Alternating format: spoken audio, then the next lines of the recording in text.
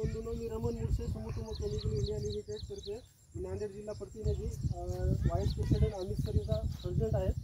तर आपण एक इथं विद्युत स्वाधीनचा आणि स्टोअर शॉटचा डेमो घेतला होता. एका लाईनला आहे. तर शेतकरी इथं आहेत. बरं, आपण तुमचं नाव सांगा. अरविंद भगवानराव चव्हाण. आपण किती तारखेला मारलं? बरं, सोयाबीन कधी पेरलं होतं? 12 जूनला. 9 तारखेला मारलं म्हणजे जवळपास आपण 27-28 तारखे दिवसानंतर याला स्वाधीन आणि विद्युतचा स्प्रे घेतला. स्वाधीन किती टाकलं? नापास स्वाधीन 50 ग्रॅम, विद्युत 5 मिली असा तुम्ही याच्यावर स्प्रे घेतला. बरं, तुमच्याकडे आता 2 झाडं आहेत. जरा तुम्ही द्या जरा. हे झाड कुठलं आहे दाखवा. हे झाड काय की न मारलेलं. बरं, हे झाड मारलेलं आहे. बरं, याचे कांडे मापा. 1 2 3 4 4 5 6 आहेत. आणि याचे 1 2 3 4 5 6 7 8 9 आहे. 9 आहे. म्हणजे इथं 6 इथं 9 म्हणजे 3 कांडे वाढले. बरोबर. आपल्याला उत्पन्न वाढीसाठी काय लागतं? पण कमी झाली फक्त. हा, कांडे जवळजवळ लागतात. बरं, इकडे फुटवे निघायला सुरू झाले तर दाखवा. मारले तिथं खाली इकडं.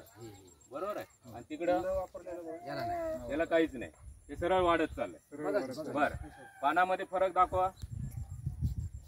हे वापरलेलं आहे पूर्ण आणि न वापरलेलं.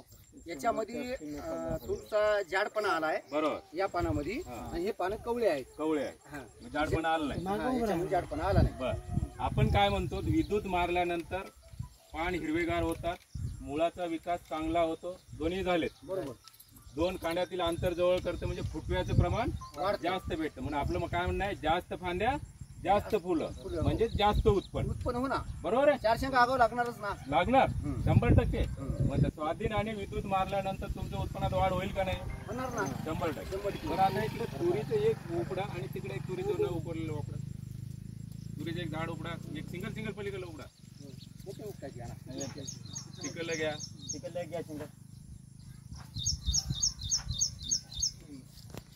आता मला सांगा, वापरलेलं कोणतं आहे? आणि न वापरलेलं बरं. याला फुटवे कुठून आलेत बघा. बरोबर, फुटवे हे फांद्या निघाले. नवी कोंबरे निघालेत का? खालून आहेत ना. बरं, मापा तुमच्या बापू दे त्यांना. 1 2 3 4 5 5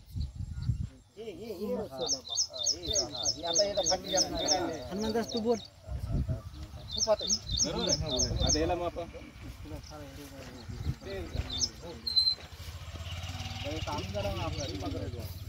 मारा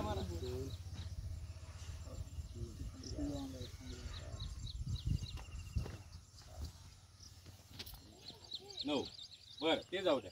हे जे फांद्या निघालेत, फांद्याची हाईट कोणती जास्त आहे? 2 कांडी. फांद्या कोणत्या जास्त? फांद्या निघालेले सांगा मला.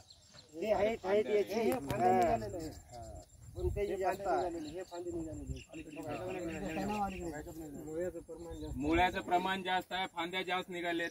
मग आपण जे म्हणतो तूर उत्पन्न वाढीसाठी जे फांद्या लागतात, सगळा फायदा खालीच आहे. हा राईट. मुळ्या वाढलेल्या म्हणजे अन्नाचा पुरवठा मोठ्या प्रमाणात होतो. मग आता सोयाबीन झालं, तुरीसाठी झालं, विद्युत वापरायला पाहिजे.